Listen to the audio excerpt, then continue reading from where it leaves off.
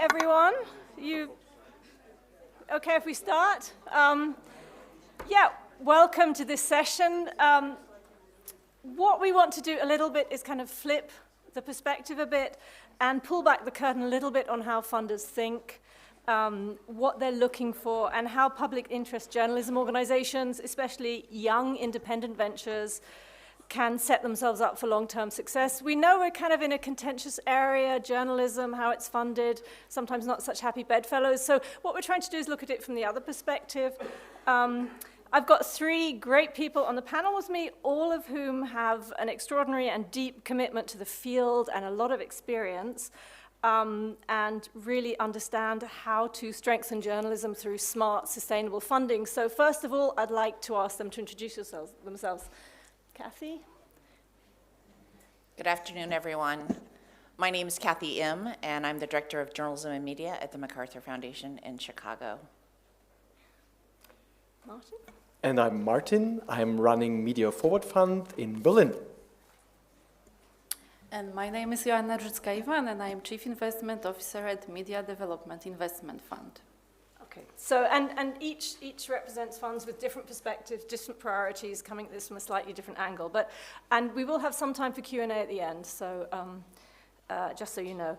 So I thought I'd start off really straightforward with decision-making logic. So one of the things I kind of wanted to do here is try and encourage the panelists to share their internal frameworks, how they're approaching things. So I think what I'd like to ask each of you is, at a very fundamental level, what's driving your decision? When you review an application, what are the first things you're looking for? When you scan through it, what are the first points you're looking for this application to hit? So, Kathy. Thank you. So at the MacArthur Foundation, for a very long time, we've been funding public interest journalism, primarily explanatory and investigative reporting, and then maybe in the last 10 years, press freedom and press protection work. Because we are a mature program, we actually don't have a ton of turnover. We don't review a lot of applications that come in. So our decision-making criteria is sort of how we grow the bouquet of grants that we have. So I think I tend to look at, obviously, every funder looks at strategy alignment. You know, what is our strategy? What are we trying to achieve? And to what extent do organizations that we want to bring into the portfolio align with that strategy? We're also, of course, looking for values alignment. What are our values? What do we care about?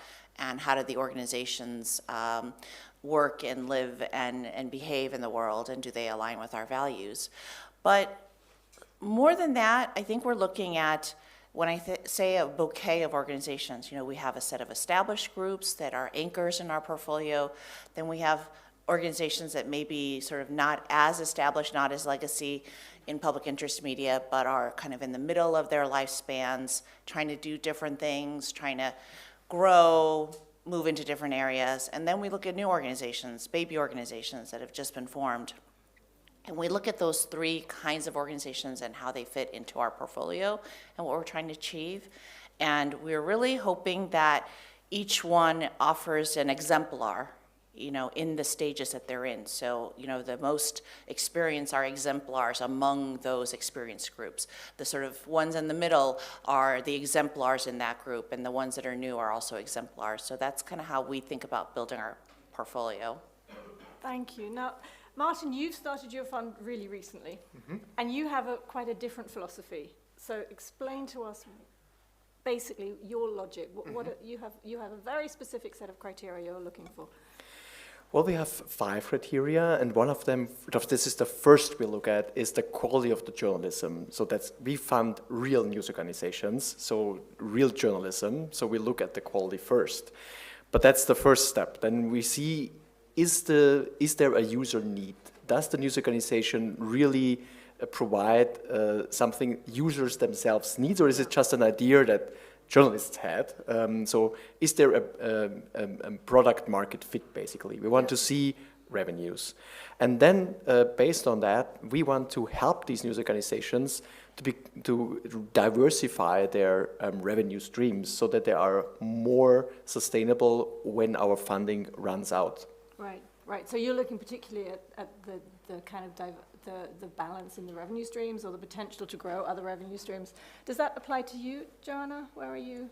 Yeah, so we look at both of those areas. We as a media development investment fund, we've been, I like to say, doing impact investment before it was called that way. So we don't do grants, we provide investments, debt or equity capital to independent media companies.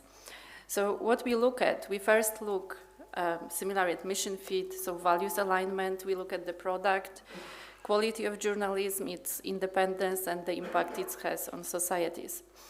But then the second stage of our assessment is looking at the project or company as a business concept. So we do look at business fundamentals, we look at the track record, we look at very much hated word of business model, and because clearly that's we in the IF believe strongly that media to be truly independent has to be sustainable and financially independent. So to have impact, you have to be editorially independent. To be editorially independent, you have to be sustainable and financially independent. And following on what Martin said, we as well look very much on the audience. Do you really understand the audience you want to target and what revenue streams are behind that? Because that's the only way at this point in this challenging environment to be successful. Okay, if we were going to flip that around, what do you think are the kind of common pitfalls? Are there kind of repeat blind spots or weaknesses you're seeing in applications again and again? Or to kind of express that in a different way, if you could wave a magic wand and fix one thing across the board in terms of applications, what would that be? And I'd like to start with you, Joanna, because you talked about the undervaluing sometimes of the people running the business side. Sure, so I think again we can look at different areas of pitfalls or things that should be improved in general in the industry in thinking of how to build successful media company.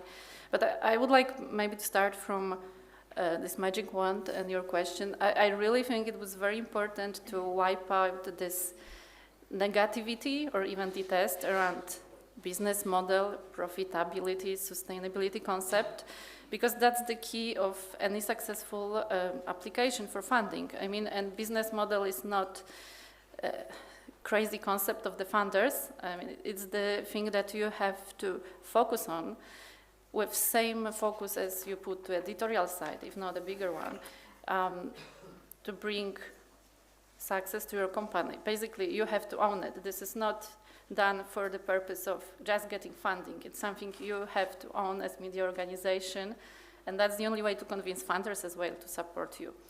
Other pitfalls usually are very general audience, like in current world, if you are for everybody, you are basically for nobody in terms of business model. So you really need to understand your audience, because that's the key how you would monetize it, leverage it, and build business revenue streams around it. So too broad audience, that's another usual pitfall. And I think the other important one is also dependency in terms of the team. You actually need to focus on building diverse team that can manage the operations, because usually where it starts, you have a funder or very devoted journalist setting his own initiative and is perfect on editorial side, but it's missing on a business side. And for the beginning, you can do all of this by yourself. You can fundraise, you can build a strategy, you can manage operations, you can be HR manager, finance manager, sales manager, but you cannot continue that way. It's a short-term approach. And I think not enough attention is put to building strong team at this first stage of the project growth as well. Okay. Martin, your magic wand. What we see quite often is that news organizations they have a project they submit, but it's not connected to their overall strategy. So it's kind of a one-off, which we should fund, but then we don't see if the outcome of the project helps the news organization to drive forward its general strategy. So and sometimes maybe there might be a connection, but then it would be great if it would be explained in further detail. And why would it need to strengthen the parent organization? If it's only one project and it would be funded and the funding runs out, and then the project maybe just dies. But the idea is to move an organization ahead. Each project should kind of help the organization to achieve the overall goal. And so explaining this connection, how the project pays into that, I think really helps to improve the quality of an application. So strengthening the whole as well as a one strong project. Your magic wand, Kathy? Maybe not magic wand, and maybe not a pitfall, but the thing that I worry about with organizations is over-reliance on one funder. And I think we're seeing that play out in terms of the US government, but let's just put that aside for a moment. Over-reliance on a particular foundation, that I see quite a bit, and I do worry about that because if that funder pulls out, it's very hard for other funders to come in and fill that huge gap, especially when it happens all of a sudden. The other thing that I worry about is when organizations have too much project funding. So that they, more than 50%, more than sometimes 80% of their entire budget is comprised of restricted grants. So whenever I see that, I get very, very worried. Now I realize in both of these cases, it's often not the fault of the organization. It is how donors behave, so I totally understand that. At MacArthur, we've really made a push to do general operating grants almost always as much as possible. And even when we're trying to fund something a little bit more specific, we still give it in the form of general operating grants. We also have a mandatory, if we do make a project grant, we have a mandatory 29% overhead that we allow when we do that. So we have some things that we've done. And just connected to that, I would say right now in this moment, any of our grantees who are receiving support who do have project grants, which in my portfolio is very little, but across the foundation, there are lots. We're converting everything to general operating so that every organization in this moment in 2025 has maximum flexibility. So that's really interesting. So you're putting an emphasis on funding the core. So building a sustainable organization as well as great journalism. Is this a priority for you as well, funding the core as well as? Yeah, absolutely. I mean, the project has to, that's what Martin said before, has to really move forward full organization. I mean, that's the trap with grant funding, that when it's for specific projects and you need finance, you need support and, financial sources to come into organization, you focus too much on that rather than the overall strategy and the vision where you want to get. And ultimately, the other gap which we've been seeing is that we are getting with pitches and proposals kind of very ambitious goals where the company wants to get, and it looks great on paper, but there is absolutely zero understanding how to get there, right? And projects could be a way to get there, but you have to then fully embrace them into the strategy. Right. I mean, I know what both of you and you had this great comment, it's not our job to put numbers on the vision. You also, in your process, your funding process, put a lot of effort onto really trying to understand the numbers. Can you talk a little bit about how you approach that, Martin, your process for examining proposals? Well, there is one. We always ask for the growth strategy after our funding runs out. So we want to see the growth in the first year, the second year, and then when our funding stops, what happens in the next year? Will there still be growth in the organization, or will it just die off again when our funding runs out? And is this achievable? Can that actually work? Right. If we flip this around to kind of winning strategies, we've talked about when you scan it and potential red flags you're looking for. I think all of you are probably getting many more applications than you can possibly fund. Yeah. And probably a lot of those do tick the boxes, right? I mean, so it's a very difficult situation you will find yourselves in. Is it possible for you to share the kind of how you make those choices, if there are kind of absolute winning strategies? And I sort of mean that perhaps as a service to people in this room. Is there something they can do to increase the odds? Is there something that really separates the really strong applications from the ones that are sort of the middle of the pack? Kathy, horrible question. That is a horrible question. No, it's not a horrible question. It's a very fair question. It's a little bit hard for me, excuse me, it's a little bit hard for me to answer because we don't really take applications. Right. We're not an open call kind of a situation, so we're not looking at a lot of applications. So you can't send me, excuse me, you can't send me, or my team a beautiful application and then wonder what you could have done better.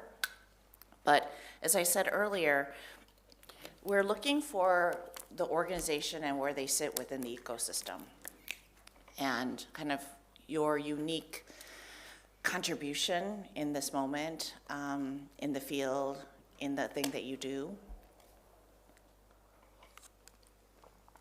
And whether or not we want to add that to the list of grantees that we have. We also talk to one another a lot. So if you're really well funded by this other funder over here, excuse me, It's okay. Should I switch to someone else? we may or may not, sometimes funders pile on. I think they're called donor darlings. It's a word I learned recently. So there are some organizations that receive a lot of funding from a lot of donors. In some cases, especially for my team, we tend to look at something and say, oh, well, actually, that organization is doing pretty well. Who's not getting access? One of the things that we talked about, even in this kind of crisis, we started getting a lot of phone calls and a lot of emails, and I had a huddle with my team, and we said, okay, so who's not calling us? Who's not emailing us? Who doesn't feel that like they have the agency and the staffing to directly reach out to someone like me or my team? And so we try to sort of do these things that are leveling the playing field and making sure that just because someone has access to us, just because someone can find us, get to us, has the time to do that, we try to make sure we look beyond that. So that's partly why we're also not an application, an open call. But there are many other funds and funders who are, so I think we kind of balance each other out. Yeah. Martin, for you? Well, if they do great journalism and also know their audience really well and really focus on the user's needs, these are two really strong signals for a successful organization at first. And then when there is a proof of concept and they can show that there is a product market fit, so someone actually needs that, these are actually the winning grantees. Okay, so just picking up on that, not coming when we've got an amazing idea and this is the plan. You want to see it a little bit further on. Exactly. So we don't fund in the idea phase, but we fund in the next phase, which is the valley of death, as they call it. So many great ideas in journalism, and then they fail because there's just no money in the market. But if and that's what we try to solve this problem, there is an idea, there is a proof of concept, and first revenues come in. And then we fund. We help these organizations to grow their journalism and their business to make sure they get to the next step. Right. And Joanna?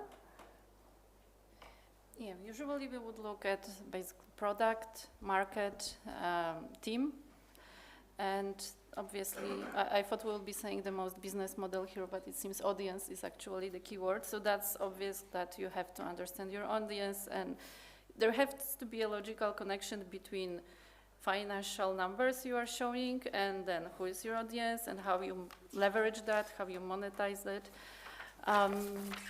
But you have to be able as well to explain the numbers. And so it's important to do this homework and to be able to walk us through your vision in terms of what's needed to get you there where you want to be, because we'll provide you capital, we will provide you with technical assistance how to get there, but that has to be your vision, which is compelling enough for us to believe that you can get there with us.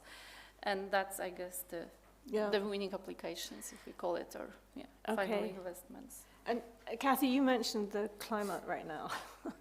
I think maybe we should go there and talk about it. It has changed a lot. But you're not all in the same place in terms of how you perceive the climate. So, Kathy, how do you see the state of the market or the market that you are dealing with?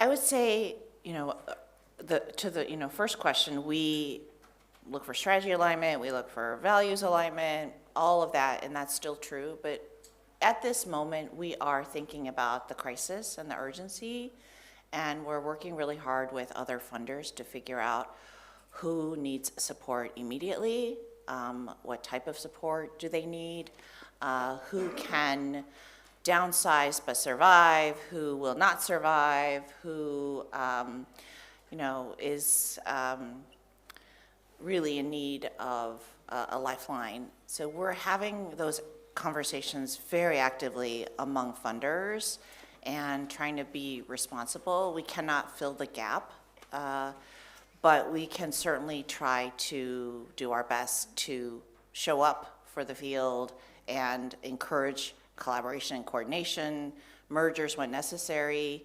At MacArthur, this is more U.S. than international, but we are offering, additional funds for grantees to think about responsible downsizing, mergers when that makes sense, and looking at, how to survive this moment in a humane way and how to take care of people. Right, right. Are you seeing sort of mergers happening? We're seeing conversations happening. I think people are still in a state of shock, but I do see more coordination, folks talking to one another. On the flip side of it, I will say, I said this in an earlier panel, I think what we don't like seeing and what's been hard to watch is intensified competition or folks cutting each other down as they're trying to fight for survival and funding, and that's just hard to watch from our point of view. Okay, so what do you mean by that? What sort of things? Sort of like non-collaborative, the opposite of collaborative? Yes, so yeah. If there are multiple intermediaries, there are multiple organizations that do similar things, but have their unique and special ways of doing them, but this would not be the time to say to a funder, we're the only ones that do this, we're the best, we have the most connections, we have the, that kind of attitude. This would be the time to say, we're working together with others, we know what we're really good at, so we'll do this, we'll let go of this other thing, we know this group is really good at that, this group understands this region better than others. I think this is the moment to be really honest and collaborative. Right, that's a really interesting point. For Martin, you're seeing the world differently, right? I mean, you're in a kind of growth phase. Well, on a global scale, the industry is definitely in survival mode right now. Yep. In Germany, Austria, and Switzerland, that's where we fund, there we also see some signs of loss in media diversity, especially in Eastern Germany or in Western Switzerland. And so that's why, in my case, 18 foundations came together to put their resources together to collaborate, as Kathy said, and just try to have a bigger impact in this really dramatic transformation crisis we are going through. Right. So we see, of course, we see growth in collaboration, but we see a need in Germany, Austria, Switzerland as well. And in terms of, you mentioned collaboration, are you trying to encourage your fundees to collaborate, to learn from each other? Are you kind of networking them? We see that those who collaborate usually send in the best applications. This is especially true for publishers from Switzerland, because they really share knowledge with each other. There's a lot of peer learning there, and this is not so much going on in other countries. So what we're doing now is that we came up with an upskilling program where we will foster this peer learning within the whole region of Germany, Austria, and Switzerland, because some solutions that are true to Eastern Germany can also work in Switzerland and vice versa, and they don't have to learn it all by themselves. They can collaborate in the learning process. Yeah. And for you, how does the market look for you? So when we look at the portfolio, you fund all over the world, right? We do, yes. Yeah. Mainly emerging markets, but yes, we have our portfolio globally in, I guess, 37 countries as of now, around 62 projects. So yeah, it's a global fund. We put a lot of efforts to bring our investees together and exchange their experience. We have even monthly standing calls where they can exchange that struggles as well. It's also about creating kind of safety net, that you have trusted environment where you can share and exchange your struggles. We provide a lot of technical assistance, mentorship, coaching, or experts, depending on what are the gaps and needs of the companies. But I wanted to get back as well to your question about the landscape and the market itself, because I think apart from the crisis which is happening now, it's important to say that this is also coming from dependency, because dependency and limited sources of funding in the industry. And what we've been trying to do as MDIF by funding Pluralis is also to attract different players into the game. So we have blended finance structure. We have Erste Foundation with us, we have Allianz Foundation, so you can actually bring other players out of journalism that see a value and are ready to support it, and that's a way as well to go, because it's very much not about filling short-term gaps, and now there's plenty of them happening because of the crisis. It's about really medium and long-term stability and sustainability of the industry, and that's a big goal, and that requires much more players being able to support that goal. The way I see it is like, really we need to provide responsible and credible ownership, which doesn't have a short-term outlook on the profitability of the business, but can support and be with the media companies for long-term. Right. I mean, you've all kind of stressed in a different way building capabilities. Is that true for all of you? Part of your role is strengthening capabilities in the organizations you're supporting. Can you talk a little bit about what capabilities you see are needed and how you go about that? And also what interests me is if the three of you are successful, which I'm sure you will be, it feels like you will develop a cadre of pretty strong next generation media organizations. Is that a kind of goal in the background? Kathy? Yes, it is something we look at a lot. We look at, because we have mature organizations in the portfolio, we do see leadership transition happening in many of the organizations we've supported. And, some of them go well and some of them don't, quite frankly.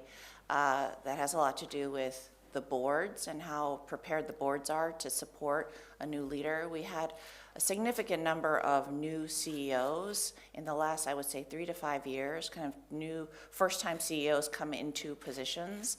And we saw a lot of folks struggling, and we saw a lot of boards who weren't prepared to support those CEOs. Okay. So that's something we've been paying attention to.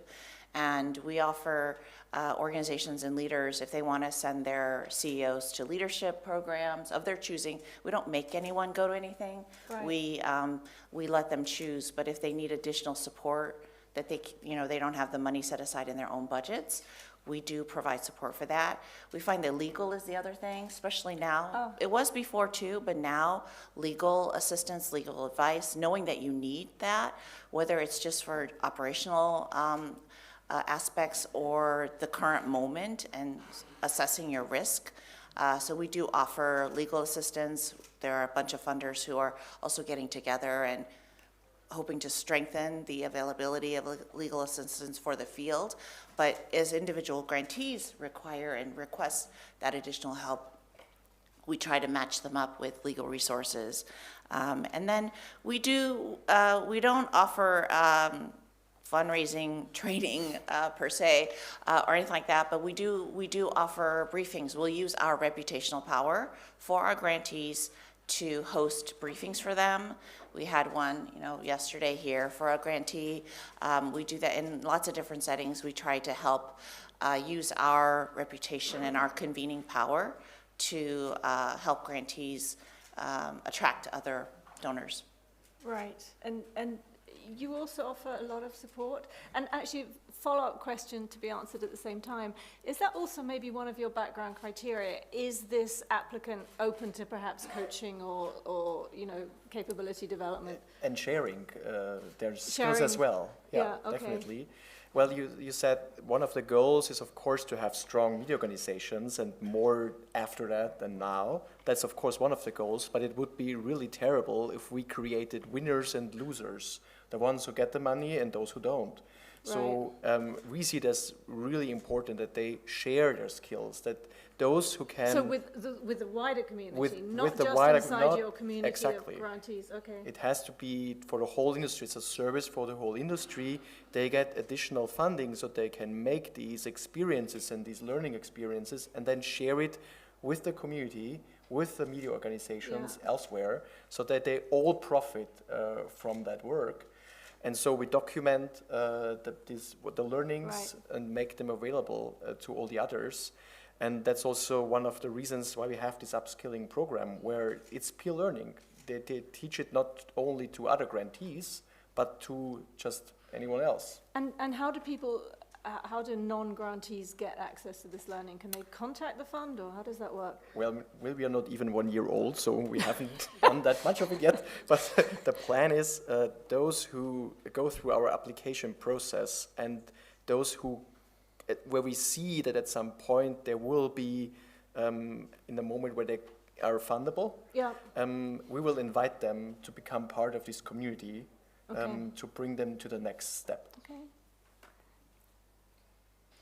Yeah, we obviously provide a lot of technical assistance, and the gaps we see very much leadership and then management trainings are something that's very needed in the industry.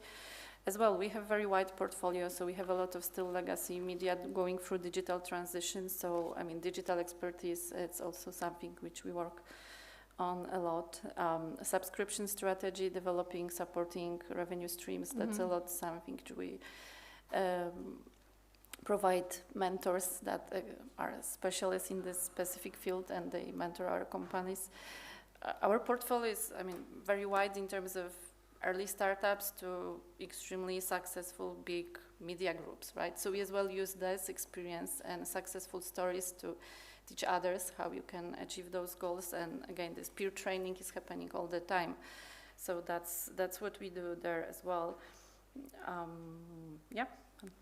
And in terms of you all kind of stress diversified revenue streams. What are the revenue streams you're seeing? What shifts are you seeing in those? Yeah, well, so, and just going back to your previous question, just adapt to the question if we are looking for funders who are open for this kind of feedback, cooperation, technical assistance, that's certainly one of criteria, because getting into investment relation with us is not just getting capital. It's extremely important that there is this openness for working together, for defining the strategy and using the support which is there. Right. In terms of revenue streams, I mean, obviously apart from the obvious traditional ones like advertising, copy sales, which still exists, it can be still successful, subscriptions, memberships, crowdfunding, grants. I think there is a lot of innovative streams, a lot around events and exactly reaching out to well-defined niche audiences, providing reports, providing knowledge, providing data in digital sphere, right? That's what's happening a lot. Are you seeing a shift in revenue streams?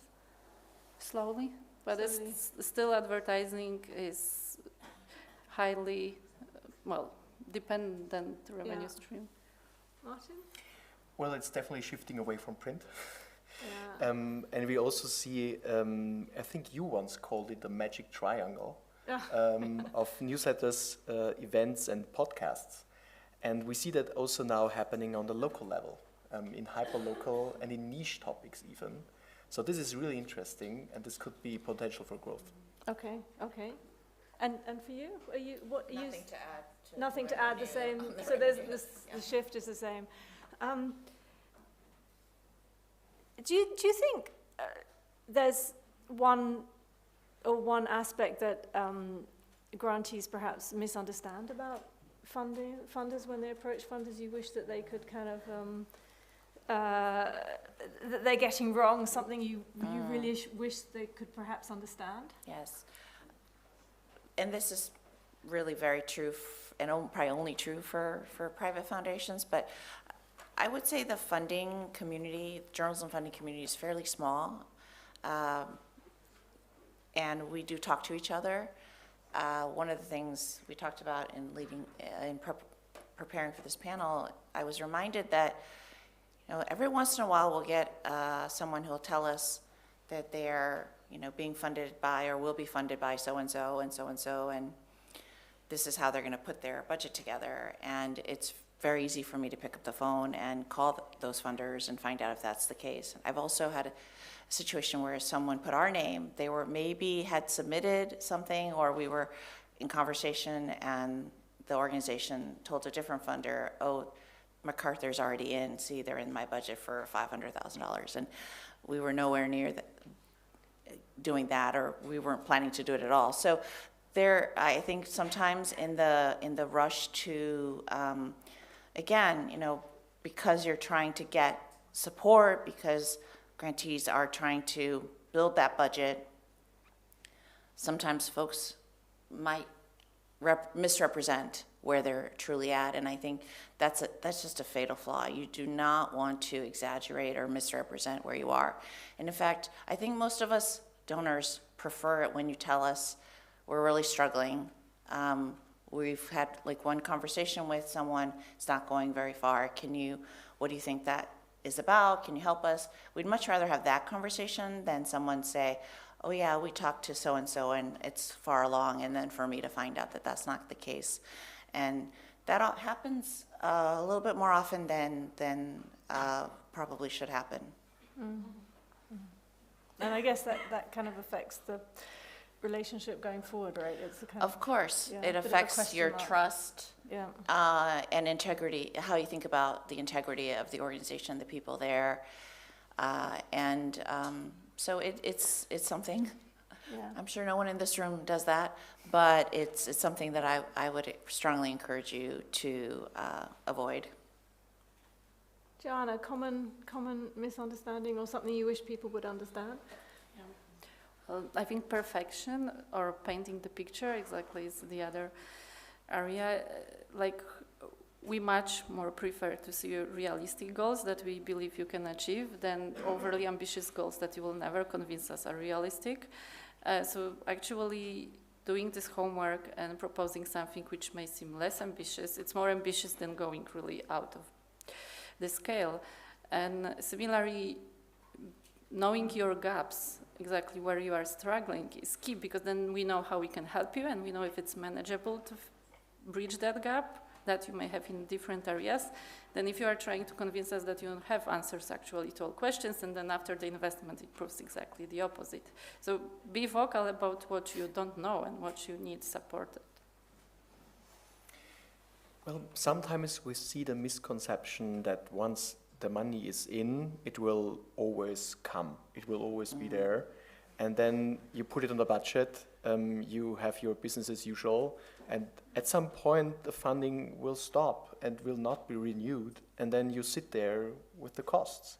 Right. And you might not have used the funding to grow a business that will bring in revenues that will cover your costs to run your journalism, to fund your journalism. So I would see the money as an opportunity to grow an additional revenue stream or make it larger, instead of just putting on a budget and calculate with it forever.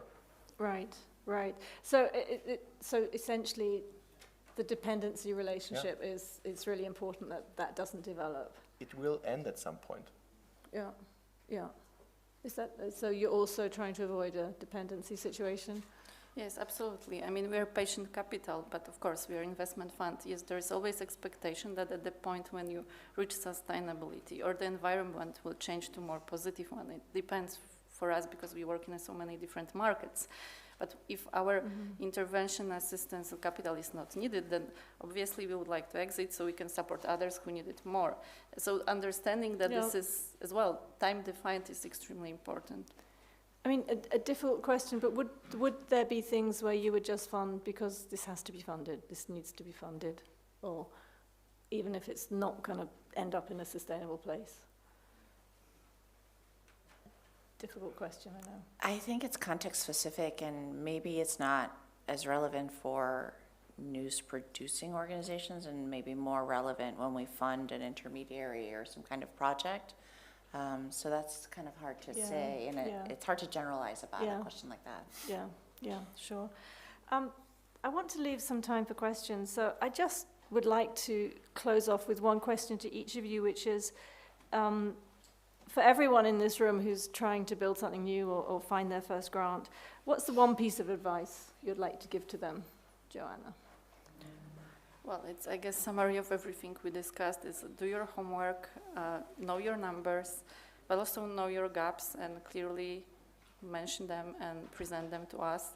But also believe, because I think it's difficult in the current environment and it sounds controversial, but sustainability and profitability is achievable. But for us to believe in this, you have first to believe that that's possible.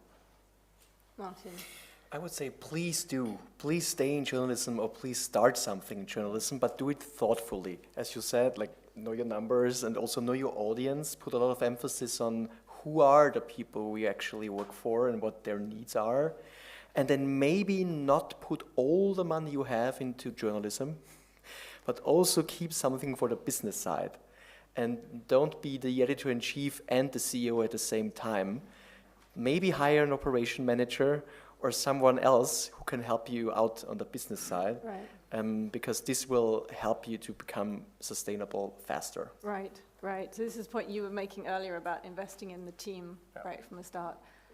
I mean, it's like each dependency is decreasing your rate of success and probability of your success. So either it's dependency on a team, dependency on one stream of revenue, dependency on the funder. This is all decreasing your chances of success, medium term and long term.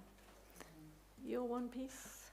I would just underscore and ditto what my colleagues said, and if I were to add anything, I would say, one, build your reserve as soon as you can. I know a reserve seems like a luxury in a moment where you're barely making payroll, but if you can, always put some money aside from the get-go. The other thing is, think about staffing and leadership and the skills that one needs. It's sort of connected to what Martin said, but really think about you as a leader and your board. I mean, that may be an American context. I'm not sure if internationally non-commercial journalism outlets have boards, but having a really strong board that has a range of skills that can support you through hard times is really critical as a newsroom leader, to have someone with financial background, legal background, those range of skills that you may not have on your staff, to have that on your board can be really helpful. So be really proactive about building your board. Yes. Oh, and I thought of one other thing, which is if you are lucky enough to raise a lot of money initially when you're starting off, or for any new project, avoid the temptation to grow too fast, because that's also the same situation you get into where you have a lot of money, there's a lot of interest in the new thing that you're doing, or you're the new thing, you're the new organization, and you're raising a lot of money. Avoid the temptation to staff up and spend it all and continue to think that that's going to come. That's exactly the moment you should be building your reserve. Because then you're actually compounding the issue you're talking about. It is much harder if the funding doesn't continue. I'd like to open it up. Do we have questions here? Okay. First hand at the back. That was high energy hand raising there. If you could say who you are. My name is Haik. I'm an expert on media sustainability and innovative business models, specifically focusing on media. So I think this is the best place for me to be here. Thank you so much. But I just want to kind of like shift the table on a more like strategic level. Obviously, you as foundations, as impact investors, your job is to make sure, there is media to support. But how about like having a second strategy, which is in parallel, creating the opportunity for them to be sustainable? In other words, not only giving the money to media, but also giving the money for them to learn how to be more sustainable.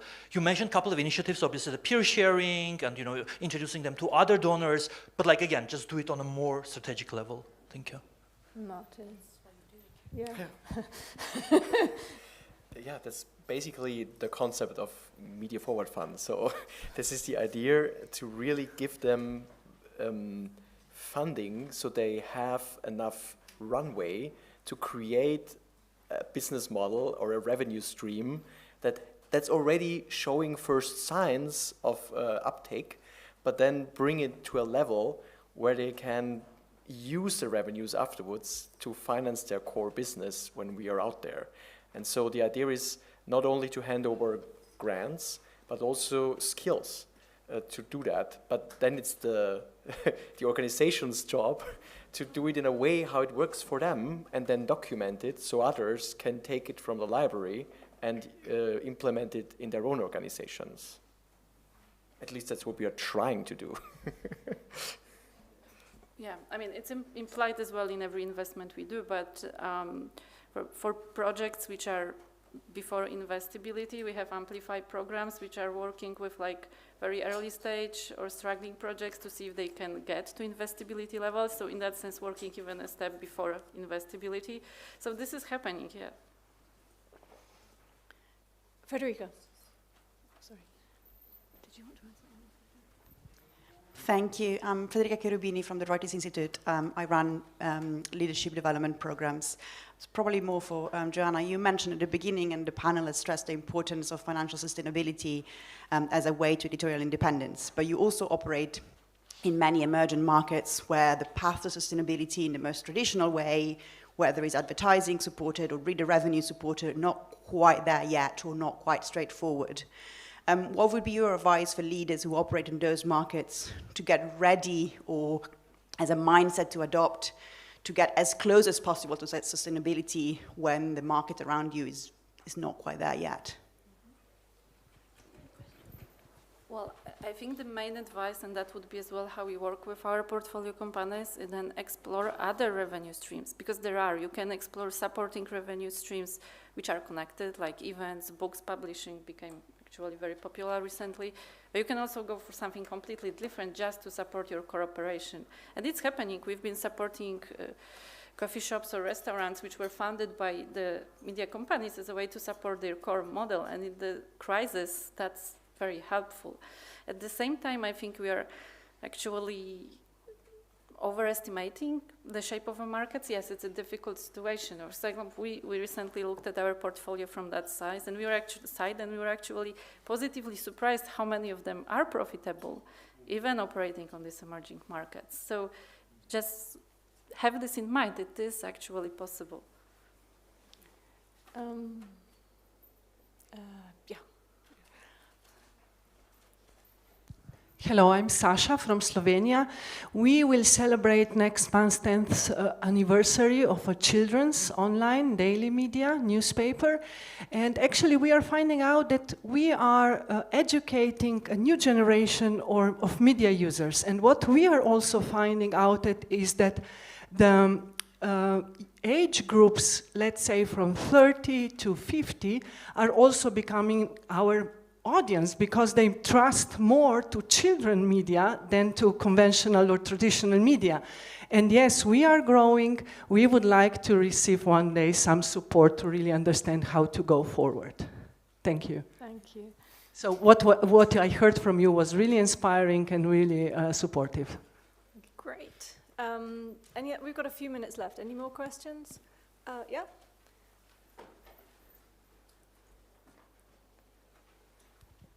Thank you so much. Two questions. One for the Media Forward Fund. Germany is increasingly becoming an important host country for exiled media outlets all over the world.